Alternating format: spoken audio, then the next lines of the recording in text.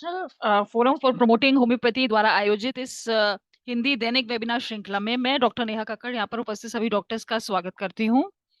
जैसा कि आप सब जानते हैं, आईएफपीएच निरंतर दैनिक वेबिनार आयोजित करता है। 7:30 से 8:30 हमारा हिंदी सेशन होता है।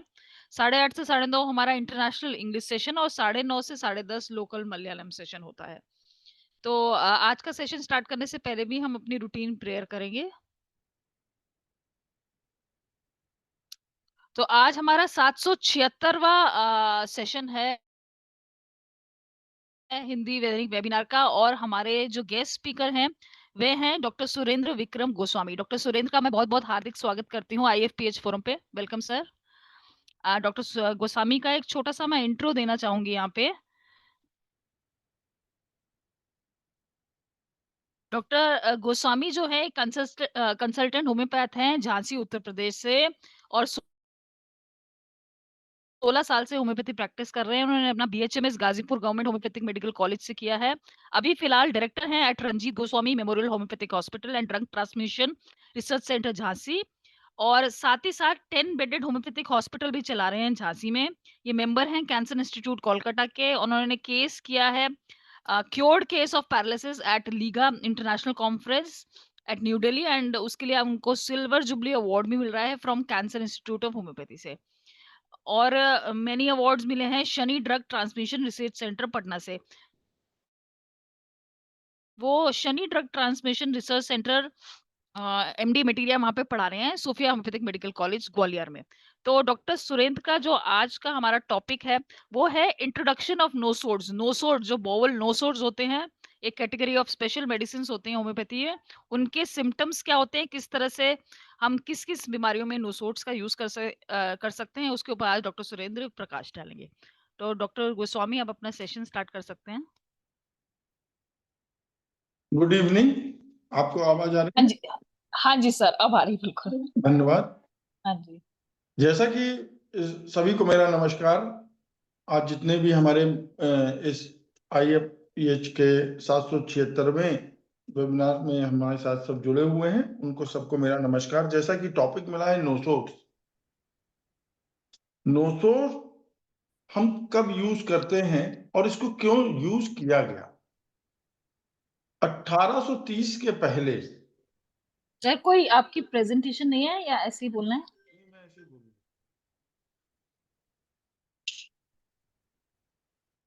ऐसे ही बोलूंगा। अपने नोट्स को सिर्फ सुनना है। ओके और सर। Okay sir. ठीक है। 1830 के पहले जब होम्योपैथी की प्रैक्टिस हो रही थी तो दुविधा क्या आ रही थी कि बहुत सारी जो हमारी रूटीन मेडिसिन थी, जैसे सल्फर थी, कैलकेरिया थी, फास्फोरस थे, उनकी कॉन्स्टिट्यूशनल मेडिसिन निकलने के बावजूद भी सफलता नहीं मिल रही थी। तो एक विषय बना कि आखिर क्यों सफलता नहीं मिल रही है। इतनी सही कॉन्स्टिट्यूशनल मेडिसिन निकल रही है, फिर भी कुछ ना कुछ बीच में ऐसी हमको क्या आवश्यकता पड़नी है जिससे कि हमारे वाइटल फोर्स को और इनहेंसमेंट मिल जाए और ताकत मिल जाए। तो देखा कि कुछ और चीज की आवश्यकता है। तो 1830 में डॉक्टर हैरिंग ने सबसे पहले नोसोड्स पे काम करना शुरू किया। ये नोसोड्स होता क्या है, पहले तो मैं नोसोड्स का इंट्रोडक्शन दे दूं। जितने भी डिजीज ऑर्गन होते हैं, टिश्यू होते हैं, उनके डिस्चार्जेस को लेकर उनको पोटेंटाइज करा जाता है, और उसको पोटेंटाइज करके जो भी मेडिसिन बनती है उसको हम बोलते हैं नोसोड। कहने का मतलब यह है कि जितने भी अनहेल्दी सिक्रीशन है उनसे हम लोग यूज करते हैं, बनाते हैं, जो भी मेडिसिन बनाते हैं उनको हम नोसोड बोलते हैं। आज मैं आप लोगों के सामने कुछ नोसोड्स की के सिम्टम साइन बताने जा रहा हूं। जैसे नोसोड्स है सोराइनम, टुबरकुलाइनम, मेडोराइनम, कार्सिनोसिन, एंसेफ्लिनम। बहुत से नोसोड्स, इन्फ्लुएंजम भी है। लेकिन जो सबसे ज्यादा फ्रिक्वेंटली यूज करने वाले जो नोट्स हैं, आज मैं उनके बारे में चर्चा करूंगा। सबसे पहले सोराइनम के बारे में मैं चर्चा करने जा रहा हूं, एग्जाम्पल भी दूंगा। सोराइनम हम कब देंगे और क्यों देंगे? देखिए, हमको जो कुछ भी करना है, जो भी मेडिसिन सिलेक्ट करनी है, वो टोटलिटी ऑफ सिम्टम से करनी है। टोटलिटी ऑफ सिम्टम मीन्स हम पेशेंट का मेंटल सिम्टम भी लेंगे, फिजिकल सिम्टम भी लेंगे, इमोशनली सिम्टम भी लेंगे। ओवरऑल हम उसका एक पोर्ट्रेट तैयार करेंगे। तो अगर हम सोराइनम के पेशेंट का पोर्ट्रेट देखें कि सोराइनम का पेशेंट में हमको क्या क्या मिलेगा, तो हम उसको सोराइनम देंगे, उस पर मैं चर्चा करने जा रहा हूं। सोराइनम की जो थीम है, गरीबी, पॉवर्टी। एक गरीब आदमी देखने में कैसा लगता है और उसका शरीर कैसा होता है, अगर ये हमने उस रोगी के अंदर देखने का प्रयास किया। थीम है पॉवर्टी, गरीब। In chronic case when well selected remedy fail to relieve, और अक्सर ऐसा देखा गया क्रोनिक केस में, जब हमारी कोई वेल सेलेक्टेड रेमेडी फेल हो जाए, स्पेशली सल्फर,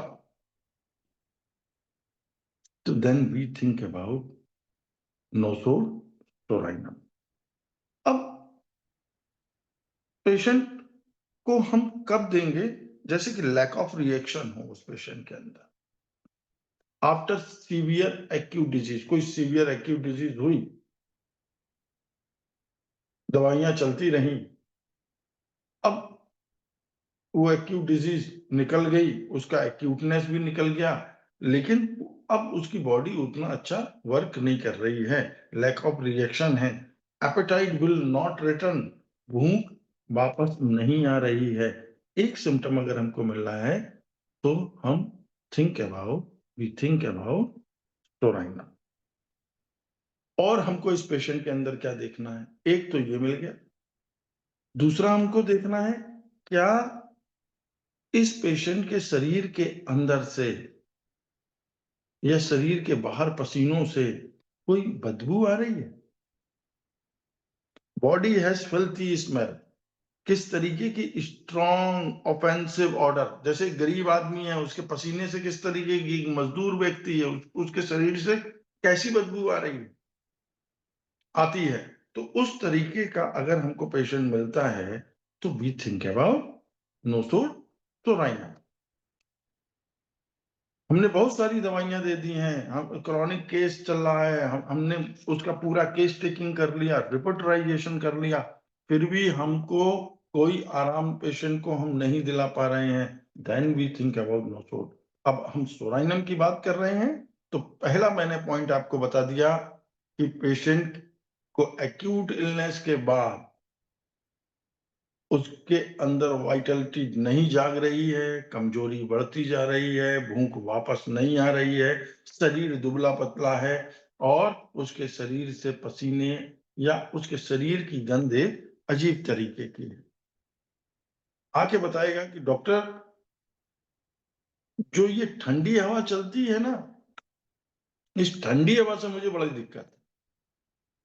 एक पॉइंट और जोड़ लिया पोर्ट्रेट बनाते समय, सेंसिटिव टू कोल्ड एयर। क्या वो पेशेंट सेंसिटिव टू है इसके प्रति, कोल्ड एयर, या वेदर अगर चेंज हो रहा है, वेदर चेंज में भी अगर सेंसिटिविटी है, तो अब मेरा सोराइनम की तरफ झुकाव और बढ़ना चाहिए। अब दिखाई कैसे देगा ये पेशेंट? एक तो गंदा संदा, गरीब, शरीर से बदबू, सेंसिटिव टू कोल्ड एयर, गर्मी में भी कैप पहन कर आएगा, गर्मी में भी ओवरकोट पहने रहेगा, गर्मी में भी शॉल ओढ़े रहेगा, गर्म कपड़े पहनने की इच्छा, हॉटेस्ट वेदर में, हॉटेस्ट समर वेदर में। अच्छा, जब हम उससे पूछेंगे, उसकी हिस्ट्री लेंगे, अगर हिस्ट्री में हमको एक सिम्टम मिलता है कि डॉक्टर, ये जो मेरी बॉडी में जो स्केली इरप्शन है, स्किन डिजीज है, ये गर्मी में तो मेरी ठीक हो जाती है, लेकिन विंटर में मेरे ये सिम्टम वापस आते हैं। अगर पेशेंट ऐसी भाषा बोलता है कि मेरे सिम्टम्स गर्मी में ठीक हो जाते हैं, विंटर्स में मेरे सिम्टम वापस आते हैं, तो वी थिंक अबाउट सोराइनम।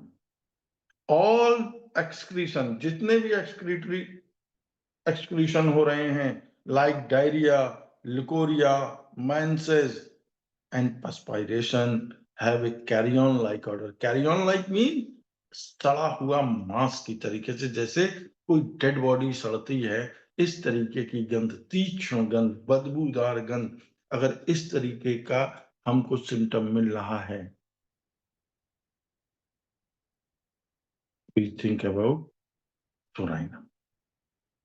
कभी-कभी एक पेशेंट आया, उसने मुझको बोला था, ये सारे सिम्टम मिल रहे थे, खांसी का पेशेंट था, उसने कहा डॉक्टर साहब अभी तो कुछ नहीं है, अभी तो जून, जुलाई, अगस्त चल रहा है, लेकिन मेरी खांसी हमेशा विंटर में वापस आती ही आती है। इतना सारा सिम्टम था, मैंने कहा कि ठीक है, इसको मैं, काफ़ी क्रोनिसिटी थी बीमारियों में, मैंने उस केस को सोराइनम से ही उठाया था। सोराइनम 0/1 मेडिसिन दी थी। तो जब पेशेंट कहे कि मेरी समस्या समर में ठीक हो जाती है, विंटर में आती है, वी थिंक अबाउट सोराइनम। एलेंस की नोट एक पॉइंट लिखते हैं, कहते हैं सल्फर फॉलोज सोराइनम वेल।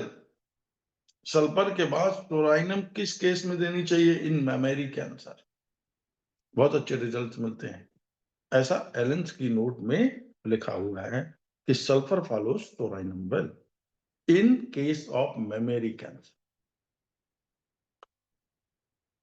मैंने एक छोटा सा थीम देने का प्रयास किया। अब मैं बता रहा हूं कि सोराइनम का मेंटल कैसा होता है। जो सोराइनम का पेशेंट होता है वो किस मेंटल का होता है। जो सोराइनम का पेशेंट होगा वो आशावादी नहीं, बहुत निराशावादी, बहुत एंजाइटी वाला। अच्छा, जो निराशावादी होगा, इसको ऐसे सोचे, वो डिस्पेयर ऑफ फ्यूचर होगा उसके अंदर। उसके अंदर भविष्य को लेकर बहुत कुछ करने की अभिलाषा नहीं होगी। अगर ऐसा व्यक्ति, निराशावादी व्यक्ति हमारे सामने आता है, और जो निराशावादी होगा वो होपफुल तो होगा नहीं, वो तो होपलेस होगा। होपलेस होगा, वो अपने आप को हमेशा एक ही चीज सोचता रहता है। ऐसा रोगी कहता है, थिंक हिमसेल्फ ए लूजर, मैंने हर चीज खो दी, मैंने इस जीवन में कुछ पाया नहीं, मैं अब तक फेल हो गया, अपने व्यापार में फेल हो गया, बच्चों के कैरियर बनाने में फेल हो गया, मैं पैसा बहुत सारा नहीं जोड़ पाया। वो हमेशा निराशावादी बात करेगा, और उसके अंदर आशा की किरण नहीं होगी। वो ऐसी भी बात करेगा कि मुझको कोई चाहता नहीं है। बात करने में, हिस्ट्री लेने में आपको पता चलेगी, और उसके अंदर एक एंजाइटी होगी, और वो एंजाइटी किस चीज की होगी? एंजाइटी अबाउट हेल्थ, बहुत एंजाइटी होगी, और डिस्पेयर ऑफ रिकवरी मिले। उससे अगर आप हिस्ट्री में पूछेंगे कि डॉक्टर मैं आपको दिखाने तो आ गया, लेकिन ये ठीक नहीं होगी बीमारी। और सबसे ज्यादा वो दुखी होता है जो सोराइनम का पेशेंट, वो होता है अपनी खुजली को लेकर, सैडनेस फ्रॉम खुजली। हमेशा निराश व्यक्ति, डिस्पेयर ऑफ फ्यूचर, अपने आप के अंदर hopelessness, thinks himself A loser, four second feeling, fear of poverty and bankrupt. उसके दिमाग में चलता है कि मैं और गरीब ना हो जाऊं, मैं और गरीब ना हो जाऊं। इतना ज्यादा उसके अंदर निराशा शुरू हो जाती है कि आगे चल के ऐसे पेशेंट सुसाइडल थॉट डेवलप करने। अगर कोई ऐसा व्यक्ति आपके सामने आता है जो निराश है, डिस्पेयर ऑफ रिकवरी वाला है, एंजाइटी अबाउट हेल्थ वाला है, अपने आप को लूजर मान रहा है, होपलेस है, और उसकी कोई भी समस्या विंटर में रिपीट करती है और समर में ठीक हो जाती है। गर्मियों में गर्म कपड़े ओढ़े हुए है, निराश व्यक्ति है, शरीर से बदबू आ रही है, देखने में गरीब आदमी लग रहा है, बिल्कुल शॉल ओढ़े हुए है, बहुत सारी दवा देने के बाद भी अगर ठीक नहीं हो रहा है, वी थिंक अबाउट सोराइनम। तो मैंने एक छोटा सा एक पिक्चर बनाना, एक पोर्ट्रेट आपके सामने सोराइनम का प्रस्तुत किया।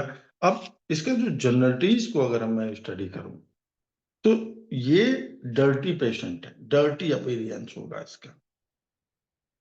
इसको अगर एग्रावेशन हो रहा है इस पेशेंट के अंदर, तो आप लोग देख रहे हैं ओपन एयर से एग्रावेशन हो रहा है, कोल्ड एयर से एग्रावेशन हो रहा है, और मोस्टली सोराइनम के जितने भी पेशेंट हैं इनमें नाइट में एग्रावेशन बड़ा मार्क्ड सिम्टम है। तो नाइट में मार्क्ड सिम्टम है, और सोराइनम का पेशेंट को कोई भी सिम्टम बढ़ता है तो फास्टिंग से बढ़ता है, भूखे नहीं रह सकता है। एक इंपॉर्टेंट सिम्टम है सोराइनम में एल्मेंट्रॉम। अगर कोई ऐसा सिम्टम पेशेंट बताता है कि डॉक्टर पहले मेरे शरीर में दाने हुए थे, या पहले मेरी ये चीज शरीर से बहती थी जैसे कान बहता था, या कोई डिस्चार्ज का इलाज चला और वो सप्रेस हो गया, या इरप्शन सप्रेस हो गए, इसके बाद से मैं बीमार हुआ हूं, और इस तरीके का पोर्ट्रेट अगर मिल रहा है तो हमको सोराइनम देनी। तो मेरे ख्याल से मैंने एक शॉर्ट फॉर्म में सोराइनम का आप लोगों को एक पोर्ट्रेट बताया है। मैं 1 मिनट में सोराइनम को रिपीट करूंगा, अगर आप लोग चाहें तो मोटे मोटे पॉइंट लिख सकते हैं। Element from suppressed eruption, element from discharges suppression, frequent acute illness अगर आ रही है पेशेंट के अंदर, निराशावादी है, अपने आप को लूजर समझता है, होपलेस है, डिस्पेयर ऑफ रिकवरी है, सुसाइडल थॉट आ रहे हैं, गर्मी में भी गर्म कपड़े ओढ़े हुए हैं, सेंसिटिव टू कोल्ड एयर है, चेंज ऑफ वेदर से अगर उसको दिक्कत बढ़ रही है, गर्मी में उसकी सारी समस्याएं समाप्त हो जा रही हैं और जाड़े में उसकी समस्या बढ़ रही है, then we think about psorinum. कब? जब हमारी वेल सिलेक्टेड कॉन्स्टिट्यूशनल मेडिसिन काम नहीं कर रही है। बहुत से लोग ये भी पूछते हैं कि क्या हम नोसोट से केस नहीं उठा सकते? बिल्कुल उठा सकते हैं। पहली, हमारा केस भी नोसोट से उठ सकता है। अगर कोई पेशेंट आता है और आपको अगर टोटलिटी ऑफ सिम्टम में नोसोड ही अगर मिलता है तो आप उस केस को नोसोट से उठा सकते हैं। लेकिन हिस्ट्री में कुछ फैमिली हिस्ट्री को भी कंसीडर करना पड़ता है और पास्ट हिस्ट्री को भी कंसीडर करना पड़ता है। अगर फैमिली हिस्ट्री में कोई क्रॉनिक इलनेस चली आ रही है जो कि आपको लग रहा है कि नहीं ये बार बार अब इनके परिवार में सबको है और इसको भी हो गई है, तो ऐसे केसेस में भी हमको केस को नोसोट से ही शुरू करने की आवश्यकता पड़ती है। अब मैं आपको दूसरा नोसोट के बारे में बताने जा रहा हूं, टुबरकुलिनम। बहुत इंपॉर्टेंट, टुबरकुलिनम। टुबरकुलिनम जो बनी दवा, ये कहां से पोटेंटाइज हुई? जो टुबरकुलर जो एब्सेस होते हैं, जिनमें ऐसे एब्सेस जिनमें टीबी के लक्षण पाए जाते हैं, उसके पस को एक्सट्रैक्ट किया जाता है, फिर पस से मेडिसिन बनाई जाती है उसको पोटेंटाइज कर।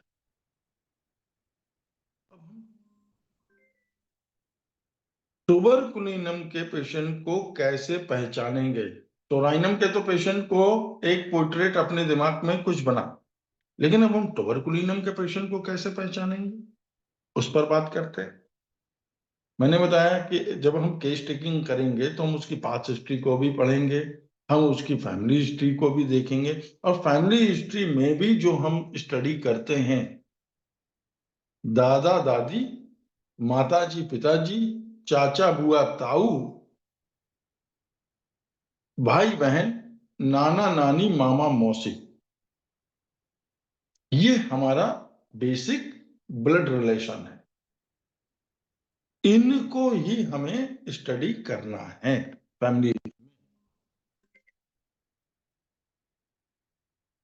तो मैं ट्यूबरकुलिनम के बारे में बता रहा हूं। When family history of tuberculosis, अगर फैमिली हिस्ट्री में ट्यूबरकुलोसिस है, एक सिम्टम मिलता है, मान लीजिए कि हमको हिस्ट्री में, फैमिली हिस्ट्री में ट्यूबरकुलोसिस है, सोच सकते हैं, लेकिन अब ये पेशेंट होगा कैसे? रोमांटिक स्वभाव का होगा, बहुत एक्टिव पेशेंट होता है इसका, बहुत फुलमेंट, हर चीज को चाहने वाला होता है, बहुत चेंज करना चाहता है अपनी लाइफ में, बहुत एक्टिव पर्सनालिटी का होता है। और इतनी एक्टिव पर्सनालिटी का, हर चीज को चेंज करने वाला, बिल्कुल हाइपर एक्टिव, लेकिन जब लाइफ में कुछ कर नहीं पाता तो वो कन्वर्ट होता है ट्यूबरकुलोसिस में। अब ट्यूबरकुलिनम का पेशेंट कैसा होगा? हिस्ट्री में आपको पता चलेगा, नेवर ट्रूली सेटिस्फाइड, असंतुष्ट व्यक्ति, जो किसी भी चीज से संतुष्ट ना हो, उसको कोई भी चीज आप सामने रखोगे वो उसमें मीन में कुछ ना कुछ कमियां निकालने वाला व्यक्ति। आप कितना भी अच्छा करो, उसमें वो असंतुष्टि की भावना रखने वाला व्यक्ति ट्यूबरकुलिनम हो सकता है। हर चीज में चेंज चाहने वाला व्यक्ति, कि नहीं इसको अगर हम ऐसे करते तो ये ज्यादा बेहतर होता, इस तरीके का व्यक्तित्व वाला, रेस्टलेसनेस। ट्यूबरकुलिनम के पेशेंट में जो मार्क्ड सिम्टम है वो है रेस्टलेसनेस। मार्क्ड सिम्टम है वो है नेवर ट्रूली सेटिस्फाइड, और जो मार्क्ड सिम्टम है वो है डिजायर ऑफ ट्रेवल। ये तीन सिम्टम बहुत इंपॉर्टेंट है ट्यूबरकुलिनम। जैसे कैंडल है, इधर भी आग जल रही है और इधर भी आग जल रही है, मतलब ट्यूबरकुलिनम का पेशेंट दोनों तरफ से जल रहा हो, आप समझ सकते हैं कि कितनी रेस्टलेसनेस, कितना अनसेटिस्फाइड, कितना ऑब्स्टिनेट टाइप का व्यक्ति होगा, कितना रेस्टलेसनेस टाइप का व्यक्तित्व होगा। अगर इस तरीके का कोई व्यक्तित्व हमको मिल रहा है, फैमिली हिस्ट्री में ट्यूबरकुलोसिस मिल रही है, और पास्ट हिस्ट्री में भी अगर ट्यूबरकुलोसिस मिल रही है, तो we think about tuberculinum, become irritable over daily circumstances. छोटी छोटी दिनचर्याओं में पेशेंट कैसा है? बहुत इरिटेट है, बहुत इरिटेबल है, अग्रेसिव नेचर का, मैलिशियस नेचर का, दूसरों को कोसने वाला। क्यों ऐसा कर रहा है वो, कभी सोचा? क्यों? क्योंकि वो असंतुष्ट है। तो मोटी लाइन हमको एक ये समझनी है, ऐसा व्यक्तित्व जो कि सेटिस्फाइड नहीं हो रहा है, तो उसको हम ट्यूबरकुलिनम के बारे में सोच सकते हैं।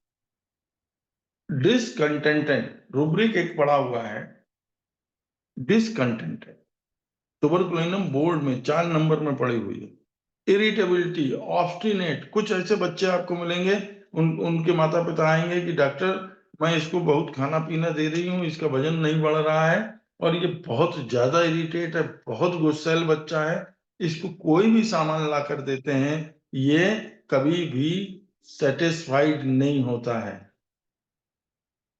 We think about, we start the case tuberculinum। Nosode की आवश्यकता हमको तभी पड़ेगी जब हम, हमारे कोई ऐसे कॉन्स्टिट्यूशनल मेडिसिन देने के बाद भी वो ठीक ना हो रहे हों पेशेंट। इतना गुस्सैल होता है ट्यूबरकुलिनम का पेशेंट कि वो अपनी फेवरेट चीज को भी तोड़ देता है। तोड़ता कैसे? ब्रेक करता है, फेंक कर तोड़ता है, बहुत हाइपर एक्टिव होता है। याद रखना है, ट्यूबरकुलिनम के पेशेंट का जो फियर है वो बहुत इंपॉर्टेंट है। वो कुत्तों से बहुत डरता है, वो बिल्ली से बहुत डरता है। तो अगर ऐसा बच्चा, ऐसा व्यक्ति अगर आपके सामने मिलता है जो बहुत जिद्दी स्वभाव का है, कभी भी संतुष्ट नहीं है किसी भी चीज से, तो हम लोग उसको ट्यूबरकुलोसिस से उस केस को शुरुआत कर सकते हैं। ऐसे बच्चे, इनमें होता क्या है, इनमें compulsive neurosis compulsive neurosis, OCD, जैसे want thing to done in a certain order, ये हर एक चीज को बड़ा एक सर्टेन ऑर्डर में करना चाहते हैं, बहुत चीजों को बार बार चेक करते हैं। और ये मेंटल रिटार्डेड अगर बच्चे हैं, उसमें ऐसा हाइपर एक्टिव बच्चे हैं, ऑटिज्म के बच्चे हैं, ऐसे बच्चों में ये हम दवा दे सकते हैं। अगर हमको ये सारे लक्षण मिलते हैं, फैमिली हिस्ट्री में ट्यूबरकुलोसिस मिलती है, तो हम किस दवा के बारे में सोच सकते हैं? सोच सकते हैं ट्यूबरकुलोसिस के बारे में। लेकिन अब हमको मिलना क्या क्या चाहिए? ये तो हो गया मेंटल सिम्टम। क्या वो एलर्जिक है? ट्यूबरकुलोसिस का पेशेंट में एलर्जिक कॉन्स्टिट्यूशन एक इंडिकेटेड सिम्टम है कि डॉक्टर, जब भी वेदर चेंज होता है मेरी छींकें शुरू हो जाती हैं, जब भी मौसम चेंज होगा मेरी नाक बहने लगेगी, आंख में लालपन आ जाएगा, या जब भी कुछ ऐसा होगा, चेंज ऑफ वेदर होगा, मैं बीमार पड़ने लगता हूं। तो एलर्जिक अगर कॉन्स्टिट्यूशन है, डॉक्टर जब भी मौसम चेंज होता है तो मुझे मेरी सांस फूलने लगती है।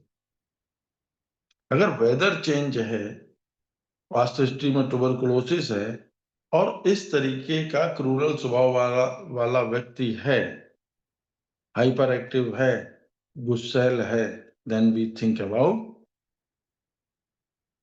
Tuberculosis nosode. Loss of weight, very important.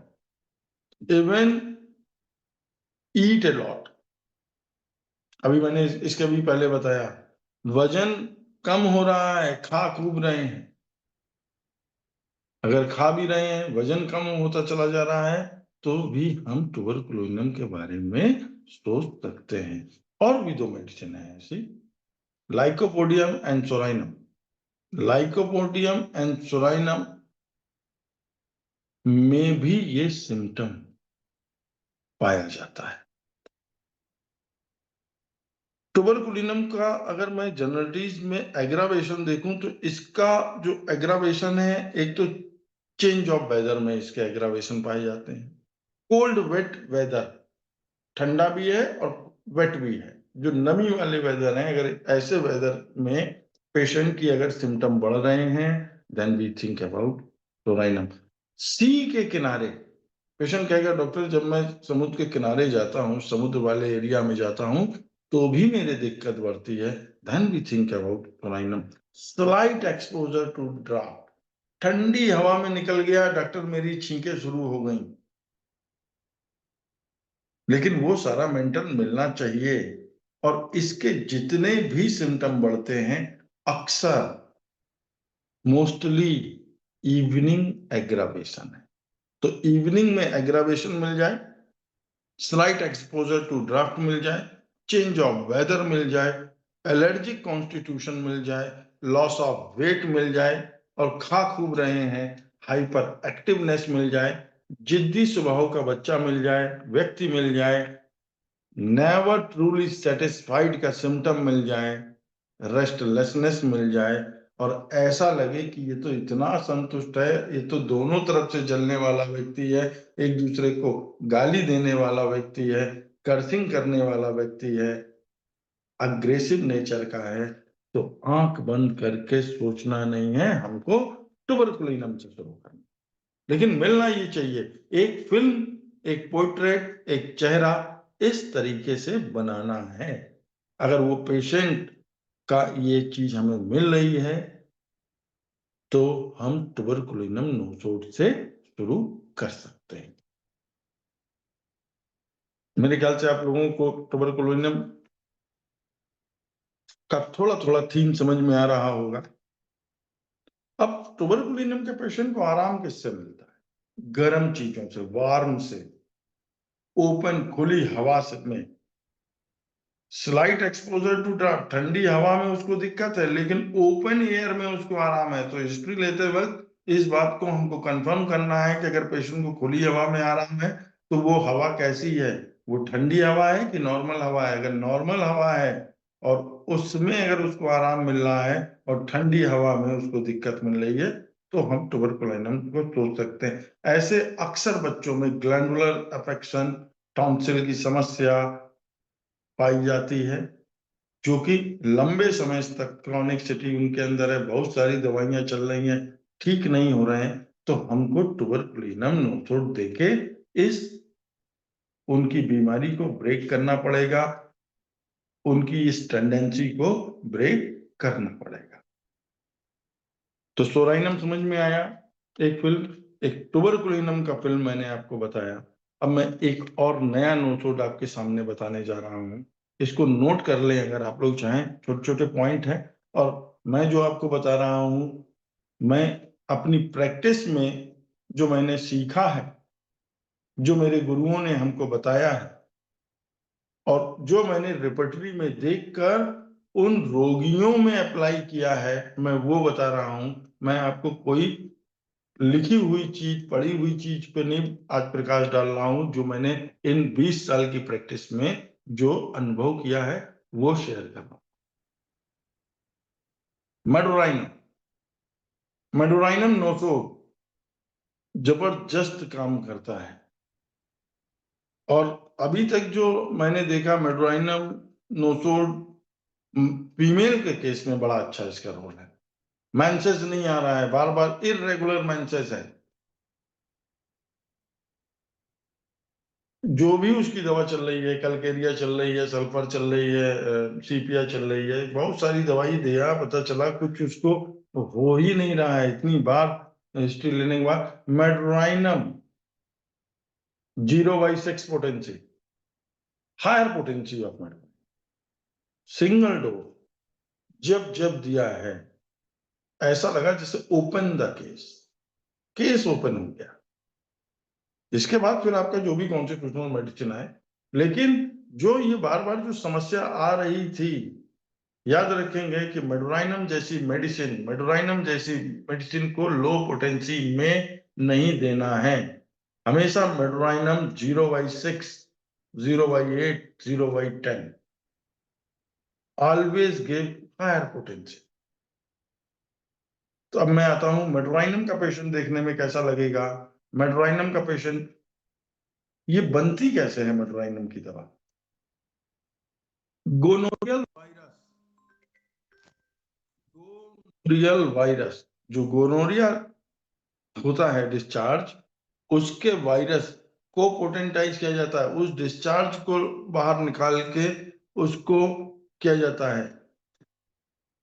ऐसा पर्सन जिसको हमें मेडोराइनम देना है, उसकी पर्सनालिटी क्या हो सकती है, उसके अंदर क्या क्या बीमारी हो सकती है। मैंने बताया gouty diathesis, rheumatism, arthritis, neuralgia, ovarian cyst, PCOD, female disease. अगर इस तरीके के पेशेंट अगर आपके सामने आ रहे हैं तो अब हम कैसा कॉन्स्टिट्यूशन होगा, कैसा पोर्ट्रेट होगा।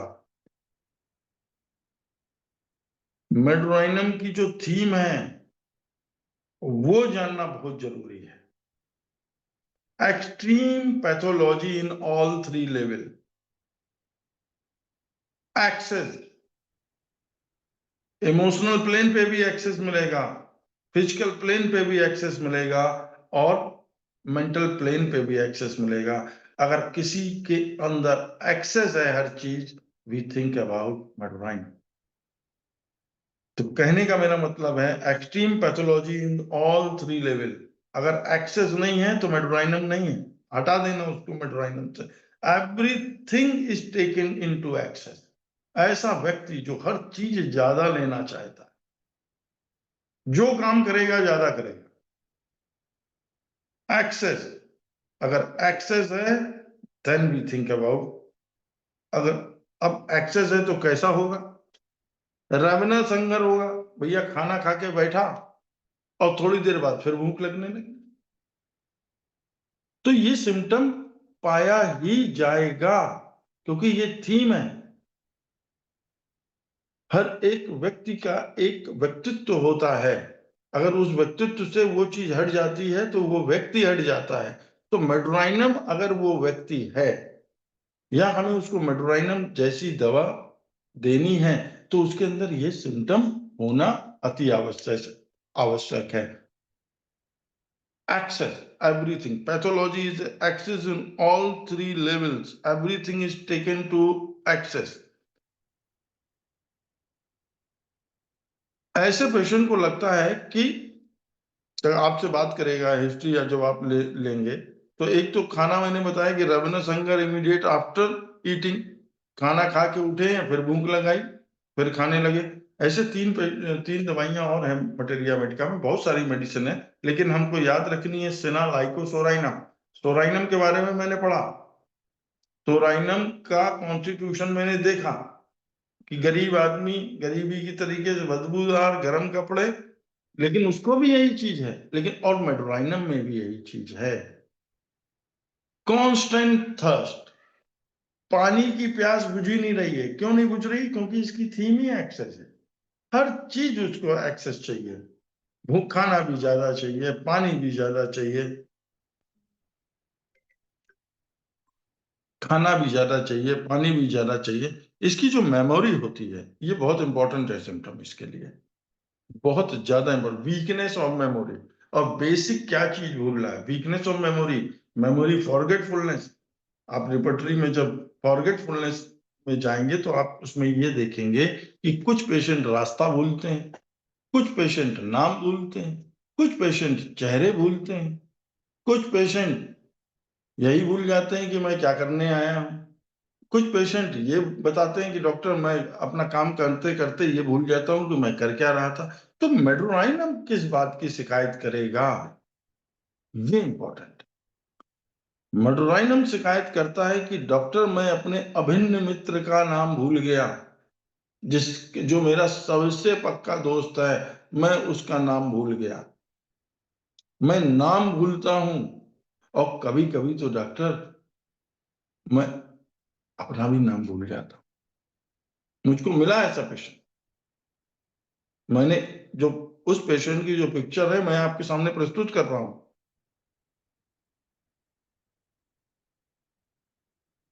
मेडोराइनम का पेशेंट नाम भूलता है, चेहरा नहीं भूलता, रास्ता नहीं भूलता, पैसा रख के नहीं भूलता, लेकिन भूलता है तो नाम भूलता है। और जब भी कोई बात कहेगा, can not speak without weeping, बगैर रोए बोलेगा ही नहीं। अब इसकी पिक्चर धीरे धीरे धीरे धीरे तैयार करिए, अपने दिमाग में बनाने का प्रयास कीजिए कि extreme pathology in all three level, खाना खाने के बाद भी भूख, कांस्टेंट थर्स्ट, ऐसा पेशेंट जिसको लगता हो कि time passes too slowly, very impatience वाला व्यक्ति, कैन नॉट रिमेंबर नेम,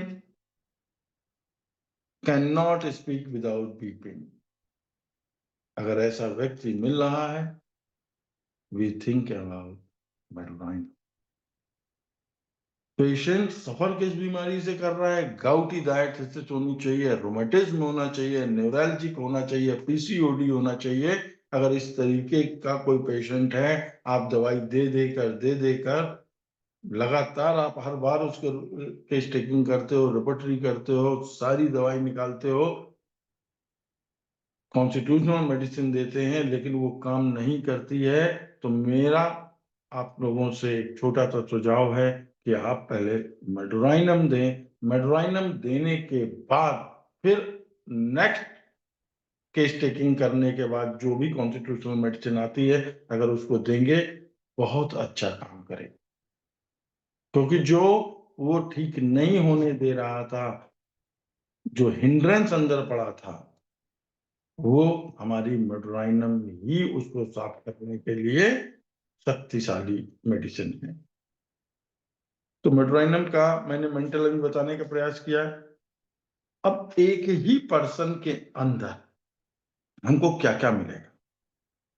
देखिए, मेडोराइनम का पेशेंट, थोड़ी कठिन मेडिसिन है, बहुत पेशेंसफुली अगर हम पेशेंट की हिस्ट्री लेंगे तो हम लोग मेडोराइनम को पकड़ लेंगे, क्योंकि एक तरफ आपको मेडोराइनम बिल्कुल सोराइनम जैसा दिखाई देगा और एक तरफ आपको मेडोराइनम ट्यूबरकुलाइनम जैसा दिखाई देगा, और जिसके अंदर ट्यूबरकुलाइनम और सोराइनम दोनों हो उसको देना है मेडोराइनम। जैसे एक्सट्रोवर्टेड, एक ही पर्सन एक्सट्रोवर्टेड है, इम्पल्सिव है, ओवर एक्साइटेड है, ट्रैवलिंग डिजायर है, ऑब्स्टिनेट है, हाईली सेक्सुअल डिजायर है, और एक ये बहुत एक्सट्रीम लेवल पे है। अब दूसरा एक्सट्रीम क्या हो सकता है?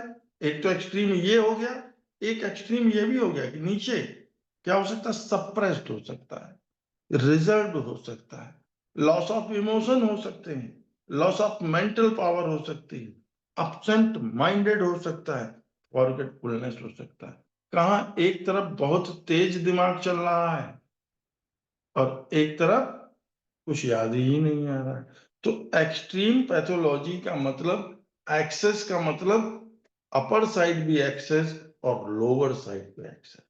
अगर दोनों तरीके के सिम्टम है, याद रखिएगा, एक मेडिसिन ओपीएम भी है, उसमें भी इसी तरीके के सिम्टम पाए जाते हैं। बोथ सिम्टम, एक्सेस में अपर साइड भी एक्सेस, लोअर साइड भी एक्सेस।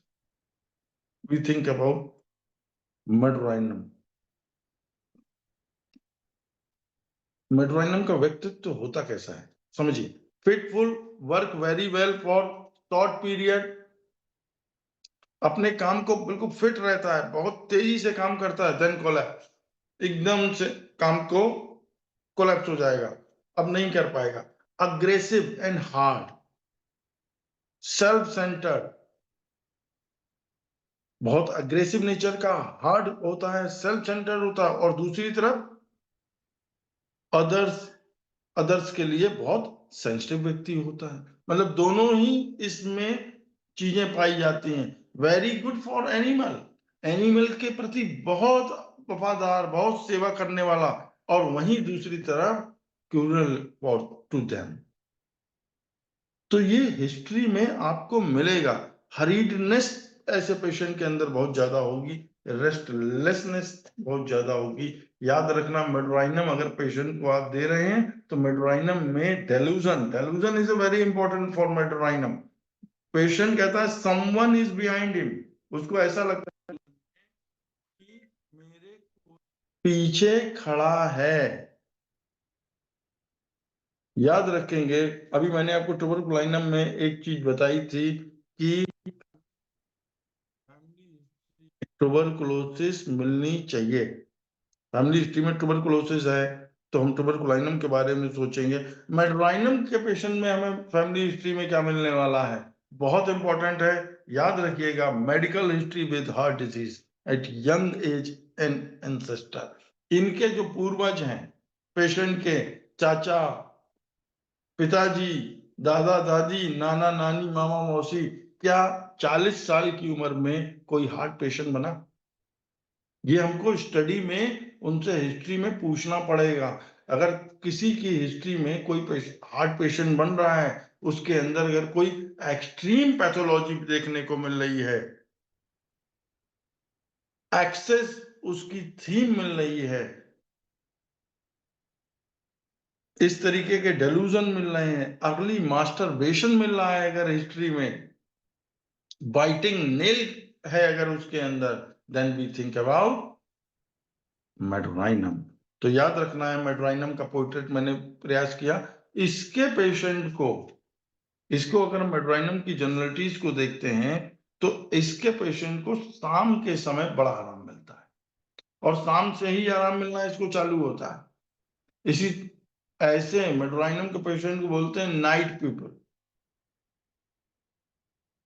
नाइट पीपल की संज्ञा इनको दी जाती है।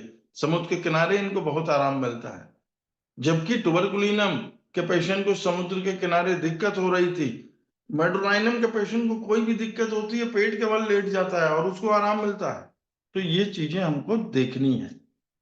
मेडोराइनम के पेशेंट के जितने भी डिस्चार्ज होंगे बॉडी से, उसको आराम मिलेगा। फीमेल बताएगी कि डॉक्टर मेरी सारी तकलीफें मेंसेस शुरू होने के पहले बढ़ जाती हैं, लेकिन जैसे ही मेंसेस शुरू होता है मेरी सारी तकलीफें ठीक होने लगती हैं। डिस्चार्जेस एम्नुरेशन मेड्राइनम की थीम है, इसको नोट करना है। कोई भी प्रोफ्यूज डिस्चार्ज होगा जब भी मेड्राइनम के पेशेंट को आराम मिलेगा।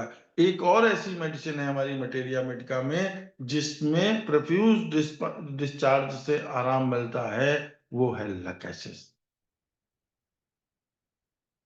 याद रखना है। और एक पर्सनल हिस्ट्री में मेड्राइनम के पेशेंट में कुछ ना कुछ मिलेगा। वो क्या मिलेगा? वॉट्स मिलेगा, ट्यूमर मिलेगा, growth of any kind, growth of any kind. अगर ग्रोथ की हिस्ट्री मिल रही पर्सनल हिस्ट्री में, हमारे पूर्वजों में हार्ट पेशेंट की हिस्ट्री मिल रही है, अर्ली यंग थे जब वो लोग और 40-45 साल की उम्र में वो हार्ट पेशेंट बन गए, और इस तरीके का अगर हमको टेम्परामेंट देखने को मिल रहा है पेशेंट के अंदर, इस तरीके का कॉन्स्टिट्यूशनल मिल रहा है, तो देन वी थिंक अबाउट मेड्राइनम। लेकिन मैं अभी 1 मिनट में मेड्राइनम की थीम को आपको बताऊंगा। अगर आप चाहें तो मोटे मोटे पॉइंट लिख सकते हैं। Can not speak without weeping, most important, time passes too slowly, extreme pathology on all 3 levels, everything is taken into access। हर चीज उसको ज्यादा चाहिए। आपको ऐसे बहुत सारे पेरेंट्स मिलेंगे, आके बताएंगे कि हमारा बच्चा हर चीज ज्यादा ज्यादा लेना चाहता है। तो इसमें हमको थोड़ा सा कंफर्म करना पड़ेगा कि ज्यादा क्यों लेना चाहता है। ग्रीडी नेचर का तो नहीं है। तो इस तरीके की हमको अगर ऐसा कुछ मिल रहा है और दवा देने के बाद रोगी नहीं ठीक हो रहा है, तो हम मेड्राइनम नोसोट को अगर यूज करें तो मेरे पास इस तरीके की पिक्चर होनी चाहिए। अभी हमारे पास समय है, मैं एक और नोसोट को उठा रहा हूं, carcinosin, very important, very frequently use in practice in homeopathy. बहुत जरूरी मेडिसिन है। सर आपके पास 8 मिनट्स हैं सर, उसमें ही आप रैप करने की कोशिश कीजिएगा। 8 मिनट है, 8 सर मिनट में हाँ, मैं मोटा मोटा हाँ जी सर। मोटी मोटी थीम देता हूं। बिल्कुल। Carcinosin means cancer. कैंसर मतलब केकड़ा। केकड़ा जो होता है, उसकी माँ जब अपने बच्चे को जन्म देती है तो उसके बच्चे कैसे बढ़ते हैं, अगर ये पता चल जाए तो आप कार्सिनोसिन को समझ लेंगे। जो बच्चे होते हैं वो उसकी माँ के मांस को खाना शुरू करते हैं, और जैसे जैसे वो उस बच्चे उसके माँ के मांस को खाते हैं, माँ मरती जाती है और बच्चे डेवलप होते चले जाते हैं। ऐसी थीम अगर किसी व्यक्तित्व के अंदर है कि जो अपने आप को खत्म करके समाज की सेवा करे, वो उसको हम कार्सिनोसिन मान सकते हैं। अपने आप को खत्म करके लोगों की मदद करे, अपने चीजों को इमोशनली सप्रेस करके अगर कोई व्यक्तित्व ऐसा करता है, तो याद रखिएगा मैं इसके माइंड मेंटल को बताने जा रहा हूं। इमोशनल पैसियोनेट होता है, इमोशनल पर्सनालिटी होती है, बहुत पैसियोनेट व्यक्ति होता है, आवेशपूर्ण व्यक्ति होता है, बहुत जुनूनी व्यक्ति होता है। इसके अंदर हर काम को करने के लिए एक स्ट्रॉन्ग डिजायर होती है, बहुत सिंपैथेटिक व्यक्ति होता है, और अपने काम को, इसको किसी से, ये कार्सिनोसिन का पेशेंट किसी से प्रभावित नहीं होता है, ये अपने आप को स्वयं धक्का देने वाला होता है कि नहीं मैं ऐसा कर सकता हूं। पुश देमसेल्फ, वर्क हार्ड, एक जुनून, लोगों के लिए उदाहरण बनने वाला व्यक्तित्व। याद रखिएगा बहुत इंपॉर्टेंट है, फास्टिडियस पर्सन होता है। फास्टिडियस का मतलब सिर्फ सफाई से ही नहीं, हर एक चीज को ठीक से करने वाला, हर काम को, need for order and control over life, अपने काम को बहुत ठीक करता है और अपनी लाइफ पर कंट्रोल करता है। अगर ऐसा व्यक्तित्व आपको मिलता है, can not rest when things are not a proper place, जब तक चीजों को प्रॉपर प्लेस पे नहीं रख देगा, हर एक चीज को ठीक से नहीं कर देगा, ये कार्सिनोसिन की थीम है। तो अगर इस तरीके का व्यक्तित्व वाला जुनूनी व्यक्ति अगर आपको मिलता है, हार्ड वर्कर होता है, याद रखिएगा अर्ली स्टेज में स्ट्रॉन्ग सेक्स डिजायर भी पाई जाती है। रेस्टलेसनेस इंपॉर्टेंट है सिम्टम। डिसकंटेंट, टुबरकुलिनम में भी डिसकंटेंट है, कार्सिनोसिन में भी डिसकंटेंट है, लेकिन टुबरकुलिनम जिद्दी है, कार्सिनोसिन जिद्दी नहीं है। टुबरकुलिनम दूसरों को कर्सिंग करता है, कार्सिनोसिन लोगों की मदद करता है। टुबरकुलिनम में भी डिजायर ऑफ ट्रेवल है, कार्सिनोसिन में भी डिजायर ऑफ ट्रेवल है, लेकिन टुबरकुलिनम कंसाइंशियस नहीं है। कुछ गलत हो रहा है तो उसको फर्क नहीं पड़ता, लेकिन carcinosin is the conscientious. Unconscious means अंतरात्मा की आवाज सुनने वाला व्यक्ति, कि जो गलत है उसको गलत बोलेगा, जो सही है वो सही बोलेगा। रिस्पॉन्सिबल आदमी है कार्सिनोसिन, बहुत ज्यादा रिस्पॉन्सिबल आदमी है। सेंसिटिव व्यक्ति है, suffering of the people, animal और एंजाइटी फॉर अदर्स, दूसरों पर एंजाइटी रखने वाला। याद रखिएगा कार्सिनोसिन की हिस्ट्री में अगर आपको प्रोलॉन्ग चाइल्डहुड सफरिंग मिलती है कि भाई बचपन से लेके डॉक्टर मैं तो सिर्फ झेल रहा हूं, मैं तो सिर्फ लोगों के लिए काम कर रहा हूं, अपने सारे इमोशन को कंट्रोल कर रहा हूं, याद रखना है वी थिंक अबाउट कार्सिनोसिन। ऐसे बच्चे जिसके पास एक्सेसिव पेरेंटल कंट्रोल की हिस्ट्री मिल जाए, आंख बंद करके कार्सिनोसिन से केस उठाना। मैंने एक आईबीएस का केस इसी से ठीक किया है, कार्सिनोसिन 0/3 दी थी। एक्सेसिव पेरेंटल कंट्रोल, कि उसके फादर आज भी 75 साल के हैं और वो व्यक्ति करीब 50-55 साल का है और आज भी वो अपने फादर के कंट्रोल में है, कह नहीं पा रहा है, अपनी हर एक चीज को दबा रहा है। मैंने कार्सिनोसिन उसको दिया और उसका आज आईबीएस काफी कंट्रोल है, अभी पूरी तरीके से ठीक नहीं है, रनिंग में चल रहा है केस। याद रखना है कार्सिनोसिन अपने आप को खत्म करने वाला व्यक्ति होता है। याद रखिए, अब तक सारे नोसोड में समुद्र के किनारे चीजें दिक्कत कर रही थी, कार्सिनोसिन एक ऐसा नोसोड है जिसको कि समुद्र में के किनारे आराम मिलता है। कार्सिनोसिन ये भी कहता है कि डॉक्टर अगर मैं थोड़ा सा भी सो लूं ना तो मैं रिफ्रेश हो जाता हूं। शॉर्ट स्लीप एम्लोरेशन, याद रखिए थोड़ी सी भी नींद से अगर आराम मिल जाए, we think about carcinosin. Family history में diabetes, tuberculinum, infectious disease, cancer, then we think about carcinosin. एग्रा वैक्सीन लगने के बाद अगर किसी को कोई दिक्कत आ रही है, now we think about carcinosin. अभी बहुत सारे नोसोड है, अगर अगली बार हम उसको पर्टिकुलर मैं चाहूंगा कि नोसोड का, जैसे मैंने बहुत सारे नोसोड बताए, तो ऐसे 2-2, 3-3 करके मुझे 1-1 घंटा अगर मिले कि मैं सिर्फ एक नोसोड पे 1 घंटे पे लेक्चर दूं, जिससे कि पूरा एक फिल्म तैयार हो, तो वो ज्यादा बेहतर रहेगा। मैं अभी अपने पास 2 मिनट का समय है, अगर किसी को कोई सवाल आ रहा हो नोसोड पे तो वो प्लीज मुझसे पूछे, हाँ जो जी। मैंने स्टडी किया है मैं मदद करूंगा डॉक्टर उसमें। गोस्वामी ने 3 नोसोड्स के बारे में आज हमें बताया, मेडुराइनम, सोराइनम और मैंने 4 कार्सिनोसिन, और नोसोड के कैसे बारे में बताया, कंपैरेटिव जो बताया ट्यूबरकुलाइनम के ऊपर। हाँ जी। सोराइनम, टुबरकुलाइनम, ट्यूबरकुलाइनम भी सर, मेडोराइनम एंड कार्सिनोसिन। बिल्कुल बिल्कुल सर, बिल्कुल। तो ऑब्वियसली ये बहुत ही मतलब एक्सटेंसिव टॉपिक है वैसे तो, क्योंकि काफी सारे सिम्टम्स होते हैं, और जैसे कि डॉक्टर गोस्वामी ने बताया कि पर्टिकुलर्स में हम पूरा पूरा मतलब एक सेशन ही हम एक ड्रग पे रख सकते हैं, तो बिल्कुल ऐसा कर सकते हैं सर।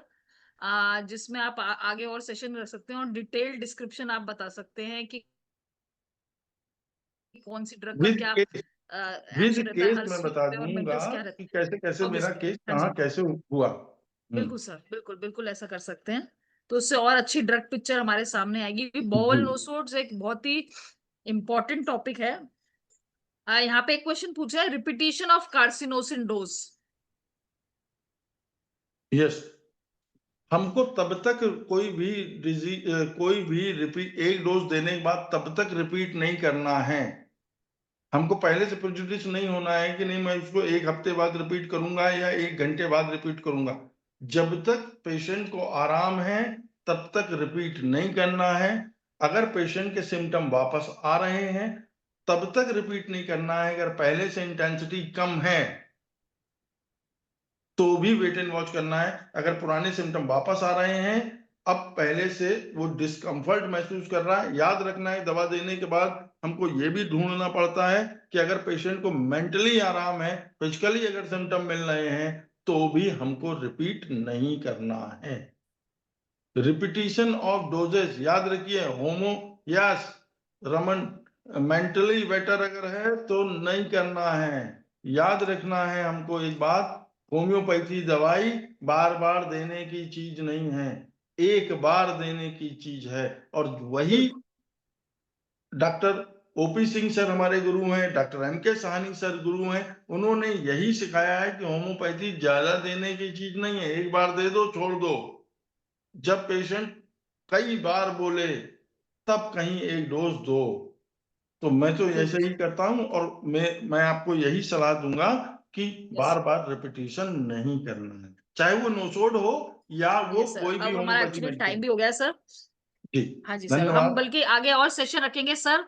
आपके साथ डॉक्टर सानी के साथ आप कोऑर्डिनेट रख के सेशन रखवा सकते हैं, कौन कौन से एक एक ड्रग लेके केस के साथ अगर प्रेजेंटेशन रहेगी तो बहुत अच्छा रहेगा। तो अब हमारे हिंदी सेशन का टाइम हो गया है और इंग्लिश सेशन के लिए मैं हैंड ओवर करती हूँ डॉक्टर धनेश को।